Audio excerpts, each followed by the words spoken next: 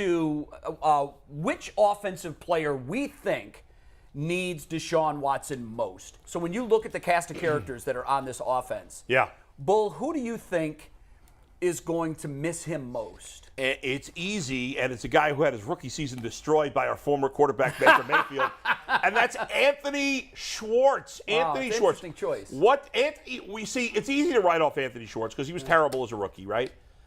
But we knew coming in when they drafted him in the third round. This guy was not a seventh-round pick. He was a third-round pick. Based on speed. Based on speed.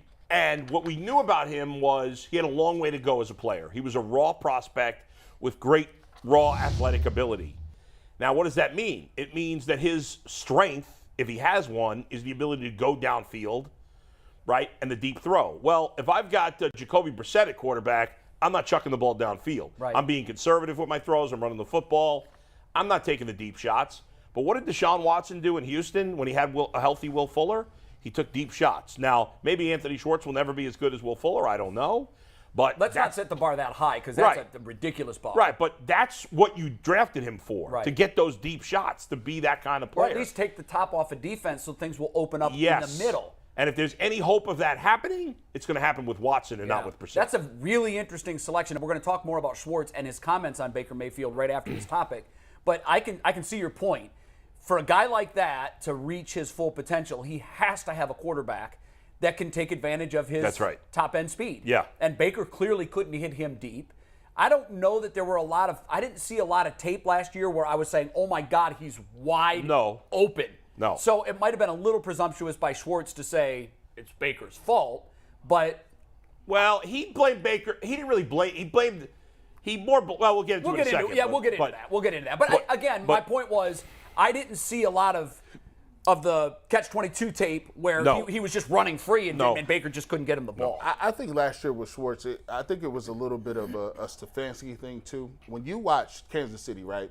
Kansas City has guys, and they'll say, "You're the Tyreek Hill. You're a guy that's gonna get jet motion. You're gonna get orbit motion. You're gonna do reverses. You're gonna do all the quick bubble stuff." And usually when you talk about an offense that is lining up in 2 or 3 tight ends, that's just not part of your game plan. Right. Well, there's going to be a lot less of that this year, I assume. We hope. Yeah. Who's your player, though? This is easy. David Njoku. Listen, they gave him a bag of money, a top 5 bag of money, based on his raw ability and what his potential could be with Deshaun Watson. So when we look at it in terms of red zone targets, right?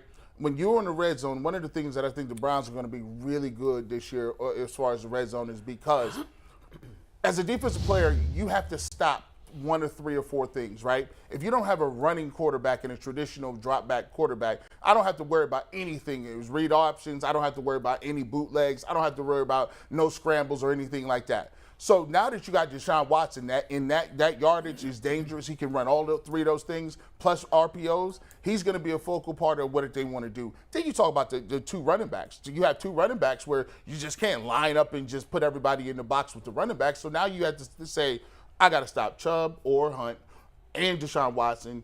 And now I have a guy in Amari Cooper who was a surgeon down there as far as his footwork and catching the football. When you watch some of his pivot routes, some of his slant routes, and how he sets his defender up on the goal line, he's one of the best to do it down in those little short areas. But then David Njoku, now you got to think of it like this. Hey, you're going to be getting singled up by a linebacker. They can't afford to devote too much attention to you. Because if you ask me, who do I need to stop? Deshaun Watson, Nick Chubb, Kareem Hunt, or Amari Cooper? Yes.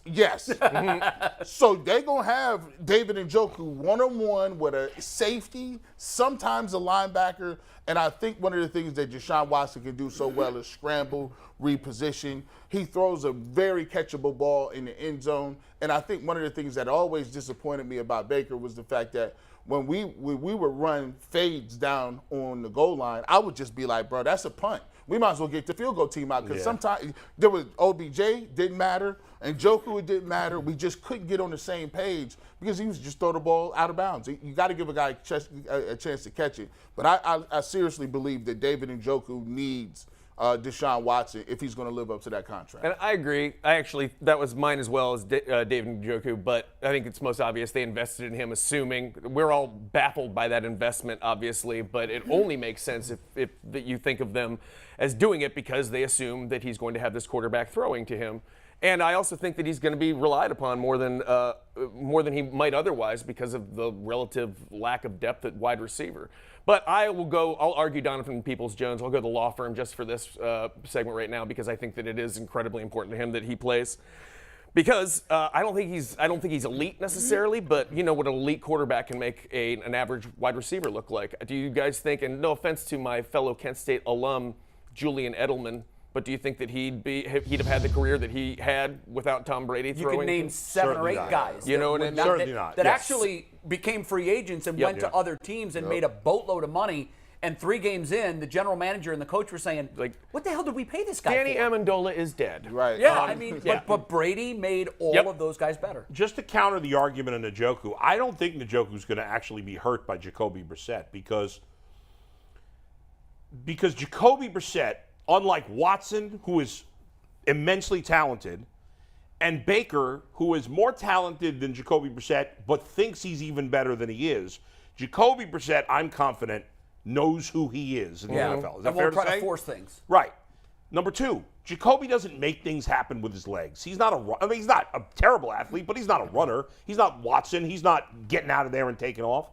So I think if he's under pressure, if it's a short situation, and he's got to get rid of the ball quickly, and especially with Brissett, the defense is going to be even more focused on the Browns' running game with Brissett out there.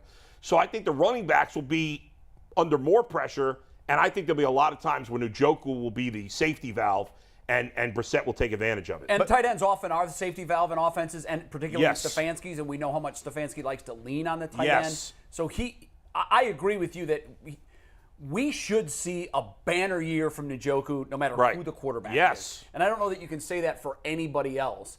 And you guys are going to kill me for this, and this is the biggest cop-out answer I've ever given. I know. Are you going to say Jacoby Brissett? I'm putting the target on my chest. Right? No, I'm not. Okay. I'm putting the target on my chest before I give you the answer. But I thought about this. I really did. I thought about it. I went from one player to the other, and now I'm listening to you guys. We heard 4 different names mentioned. So here's the right answer. You guys are all partially right. Great. The right answer is everybody. Ah, It is, Bull. Come on now. Is Well, Chubb, sure. not, Yeah, is that's Chubb true. not going to benefit? Yeah. Yeah. Yeah, everybody will. Everybody will. Every single player on this roster. Now, I know the question was who most benefits. Yeah. But I honestly think that you're trying to measure the immeasurable there because you don't know what someone's going to be between Brissett and between Deshaun until you see it. I just think that every single skills position player on this team is going to be markedly better when number 4 is under center.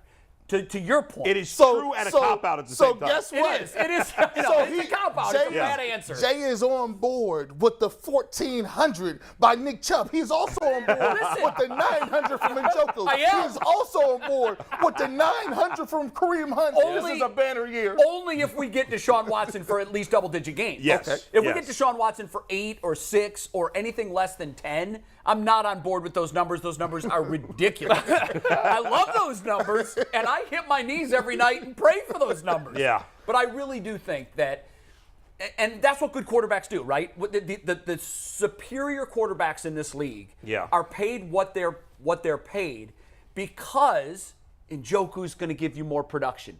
Chubb's going to give you more production. Hunt's going to give you more production. And you touched on it, and it's very simple as to why.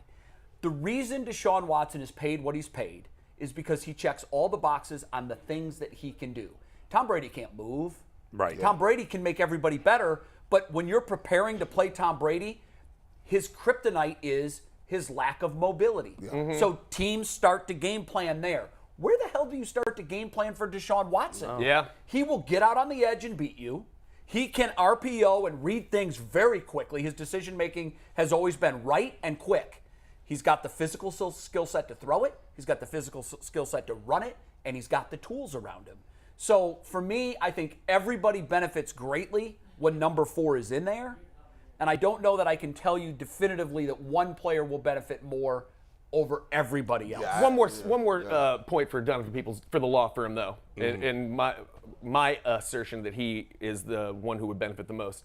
There's a good chance that he might disappear and we'll never hear of him You're again. right. If that quarterback doesn't play with him this year, he's one of those players that could just completely fall off and we might That's never true. see again. Yeah. But if Watson comes in and Schwartz is still on a rookie contract and Njoku's paid for all of eternity now, whereas with Peoples-Jones, this is a really make or break year for him. I feel Yeah, like he becomes Greg Little. It real definitely quickly. is. Yeah, It So, definitely is. yeah. he's the one whose meal ticket next year is. But we agree that I wouldn't be surprised if he comes out and say, for instance, he's out here playing and he just clicks, right? He's playing with Watson. I wouldn't be surprised if he pulls out a career year. 100%. I could totally see that, especially with not all the. He's not, Anything's on the table. Anybody could have success with a great quarterback. Yeah.